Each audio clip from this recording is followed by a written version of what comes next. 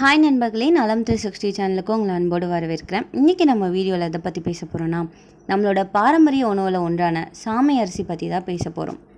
நம்மளோட முன்னோர்கள் டெய்லி வாழ்க்கையில் பயன்படுத்தின இந்த தானியங்கள் இன்றைக்கி உலகம் முழுவதும் சூப்பர் ஃபுட் அப்படின்னு புகழப்படுது. இந்த சாமை சமீப வருடங்களாகவே ஆரோக்கியமான உணவுகளோட பட்டியலில் சிறுதானியங்கள் முக்கிய இடம் பிடித்து வருது. அற்புதமான ஊட்டச்சத்துக்கள் உள்ளடக்கிய சாமையோட நன்மைகள் என்னென்ன, இதில் என்னென்ன பக்க விளைவுகள் இருக்குது, இது யாரெல்லாம் சாப்பிடலாம் யாரெல்லாம் சாப்பிடக்கூடாதுன்னு சொல்கிறேன், கேட்டுக்கோங்க. அதுக்கு முன்னாடி நலம் 360 சேனலை சப்ஸ்கிரைப் பண்ணாதவங்க சப்ஸ்கிரைப் பண்ணிக்கோங்க. மறக்காமல் பெல் ஐக்கானை ப்ரெஸ் பண்ணிக்கோங்க. வாங்க வீடியோக்குள்ளே போகலாம். பசையம் இல்லாத உணவுகள் தான் இந்த தானியங்கள். சிறிய தினையான சாமை ஆரோக்கியத்தை அள்ளி தரக்கூடியது. லிட்டில் மில்லட் அப்படின்னு அழைக்கப்படுற இந்த சாமை அனைத்து வயதினருக்கும் ஏற்ற ஒரு சிறந்த உணவாக இருக்குது. சைவ உணவு எடுப்பவங்களுக்கு புரதம் நிறைந்த இந்த சாமை ஒரு நல்ல உணவாக கருதப்படுது. சாமை எளிதாக ஜீரணிக்கக்கூடியது. கொஞ்சம் சாப்பிட்டாலும் வயிறு நிரம்பக்கூடும்.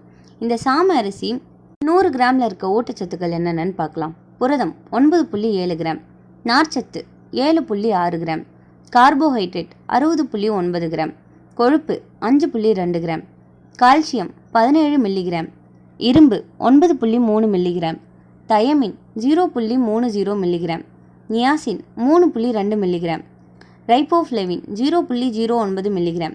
கார்போஹைட்ரேட் அதிகம் அப்படின்னாலும் இது எளிய சர்க்கரை கொண்ட கார்போஹைட்ரேட் உணவு கூட. இதில் vitamin B, vitamin B6, folic அமிலம் நிறைஞ்சிருக்கு. சர்க்கரை நோய் நம்மள பெரும்பாலானோருக்கு ஆக்கிரமித்து வந்துட்டுருக்கு. எப்போவுமே ரத்த சர்க்கரை அளவை கட்டுக்குள் வச்சிருக்க உணவு முறையில் கவனம் செலுத்துறது ரொம்பவே அவசியம். சர்க்கரை நோய்கள் நார்ச்சத்து மிகுந்த சாமையை எடுத்துக்கொள்வதன் மூலம் இது செரிமானத்தை மெதுவாக்கி இன்சுலின் சுரப்பை தூண்டிவிட செய்து இரத்தத்தில் சர்க்கரை அளவை சரியான அளவில் வச்சிருக்கவும் செய்து. ஆராய்ச்சியின்படி சிறிய தின செதில்கள் கூட 52.11 என்னும் மிதமான கிளைசிமிக் குறியீட்டை கொண்டுள்ளது.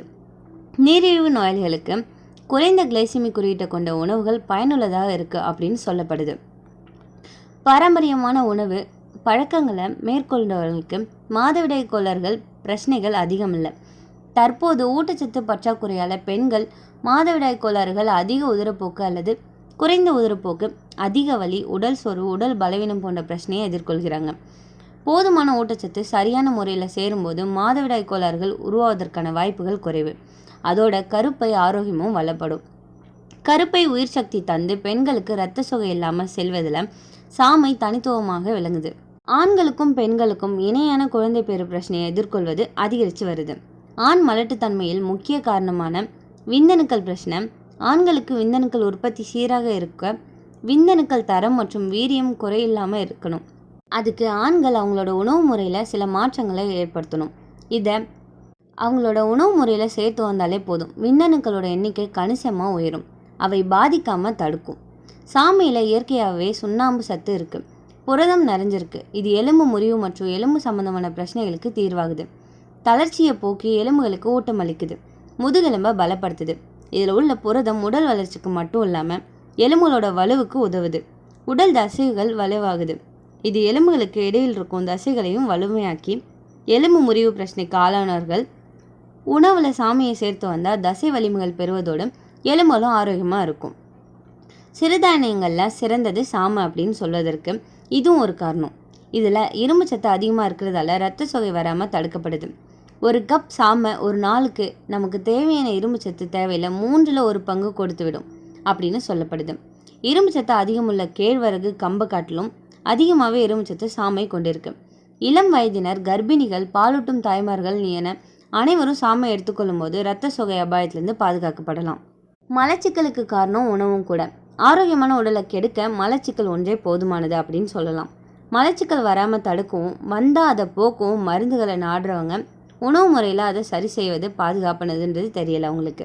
அந்த வகையில் உணவில் சாமையை எடுத்துக்கொள்ளும் போது மலச்சிக்கல் எளிதில் குணமாகும். இது எளிதில் செரிமானத்தை உண்டாக்கும். அதிக நார்ச்சத்துக்கள் உள்ளடக்கியுள்ளதால் மலச்சிக்கலை தடுப்பதோடு உடலில் இருக்கும் கழிவுகளை வெளியேற்றவும் செய்யுது. சாமை சிறுதானியங்களில் மிகச்சிறியது. இது பொங்கலாக பாசிப்பயிறுடன் சேர்த்து சமைக்கலாம். சாமையை மற்ற தானியங்களோடு சேர்த்து அடையாக செய்யலாம். சாமையை கஞ்சியாக்கி குடிக்கலாம். சாமையை கருப்புளுந்துடன் சேர்த்து இட்லியாகவும் வார்க்கலாம். எதுவுமே செய்ய இயலாத நேரம் இல்லையே அப்படின்றவங்க சாதமாக வடித்து சாப்பிடலாம். ப்ரெஷர் குக்கர் இல்லாமல் சாதாரணமாக பாத்திரத்தில் வடித்து சாப்பிடலாம். சுவையாகவும் நன்றாகவும் இருக்கும். சாமை உமிழ்நீக்கி கிடைக்கும், தவிடுடனும் கிடைக்கும், பழுப்பு நேரத்தில் கிடைக்கும். சாமையை புட்டு, பிஸ்கட், பொங்கல், உப்புமா அப்படின்னு பலவிதமாக சமைக்கலாம். சாமை இட்லி, தோசையும் செய்யலாம். சாமையில் புரதச்சத்து, நார்ச்சத்து, இரும்புச்சத்து, பாஸ்பரஸ், மக்னீசியம் போன்ற தாதுக்கள் ரொம்பவே அதிகம். தினசரி சாப்பிடும் சாதம் போல் இல்லாமல் குறைந்த அளவிலேயே வயிறு நிரம்பும். சாமை அரிசியோட கிளைசிமிக் இண்டெக்ஸ் குறைவு. இன்சுலின் கட்டுப்பாட்டை மேம்படுத்தி இரத்த சர்க்கரையை சமப்படுத்த உதவும். அதிக நார்ச்சத்து இருக்கிறதால செரிமானம் மெதுவாக நடக்கும். அடிக்கடி பசி எடுக்காமல் உடல் எடை குறைய இது உதவியாக இருக்குது. கொழுப்பு சத்து மிக குறைவானது. எல்டிஎல் குறைச்சி ஹெச்டிஎல் அதிகரிக்க உதவுது. இதனால் இதய நோய் பயம் குறைகிறது. கால்சியம், இரும்பு சத்து போன்றவை இதில் நிறைய இருக்கிறதால எலும்புகள் வலுவாகும். குழந்தைகள், பெண்கள், முதியோர்னு அனைவருக்கும் சிறந்த உணவாக கருதப்படுது. ஆன்டி ஆக்சிடென்ட்கள் அதிகம். உடலில் உள்ள நச்சுக்களை நீக்கி நோய் எதிர்ப்பு சக்தியை அதிகரிக்குது. அதிக நார்ச்சத்து மலச்சிக்கலை குறைச்சி குடல் புற்றுநோய் வராமல் தடுக்குது. கோதுமை சாப்பிட முடியாதவங்களுக்கு சிறந்த மாற்று உணவாக இந்த சாமை இருக்குது. இதில் கவனிக்க வேண்டிய விஷயம் என்னென்னா, செரிமான சிரமம் ஏற்படலாம். ஒரே நேரத்தில் அதிகமாக சாப்பிட்டா வயிற்று புடைப்பும் வாயு தொந்தரவும் ஏற்படலாம். தைராய்டு பிரச்சனை ஏற்படும். சிறுதானியங்களில் ஜியோட்ரான் அப்படிங்கிற ஒரு பொருள் இருக்குது. தைராய்டு நோய்கள் மிகையாக தினமும் சாப்பிட்டா பாதிப்பு அதிகரிக்க வாய்ப்பு இருக்குது. ஆனால் நன்கு ஊற வச்சு சமைச்சு சாப்பிட்டா இந்த பாதிப்பு குறையும். இந்த சாமையில் கனிமச்சத்து உறிஞ்சுதல் ரொம்பவே குறைவு. அதனால் சாமையோடு சேர்த்து காய்கறி, பருப்பு வகைகள், வெள்ளை பூண்டு போன்றவை சேர்த்து சாப்பிட்றது ரொம்பவே நல்லது. அளவுக்கு மீறினா பாதிப்பு ஏற்படும். தினசரி ஒரே தானியத்தை மட்டும் தொடர்ந்து சாப்பிட்டா சத்து சமநிலை குறையும். வாரத்தில் 2-3 முறை மட்டும் எடுத்துக்கொள்வது சிறந்தது. ஆமாங்க, இந்த சாமை அரிசி நமக்கு பல்வேறு நன்மைகளை, மருத்துவ நன்மைகளை தருது. ஆனால் அதை எப்படி சாப்பிட்றோம் அப்படின்றது தான் மேட்டர். சாமையோட கூட சாமை கஞ்சி, உப்புமா, இட்லி, தோசை, பாயாசம்னு பல விதமான சுவையான உணவுகளை நம்ம சமைக்க முடியும். இயற்கையோட இணைஞ்சு வாழ்வது நம்ம ஆரோக்கியத்தோட திறவுகோல் அப்படின்னு சொல்லலாம். ஆகையால் சாமையை நம்ம அன்றாட உணவில் சேர்த்துக்கொண்டு ஆரோக்கியமான வாழ்வை நடத்துவோம். உங்களில் யாருக்காவது இந்த சாமை அரிசி சாப்பிட்றதால உடல் எடை குறைஞ்சிருக்கா? அப்படி குறைஞ்சிருந்தா கமெண்ட்டில் சொல்லுங்கள். இந்த வீடியோ உங்களுக்கு பிடிச்சிருந்துச்சுன்னா லைக் பண்ணுங்கள், ஷேர் பண்ணுங்கள். மறக்காமல் நம்ம சேனலை சப்ஸ்கிரைப் பண்ணுங்கள். இன்னொரு அற்புதமான வீடியோவில் உங்களை சந்திக்கிறேன். பாய்.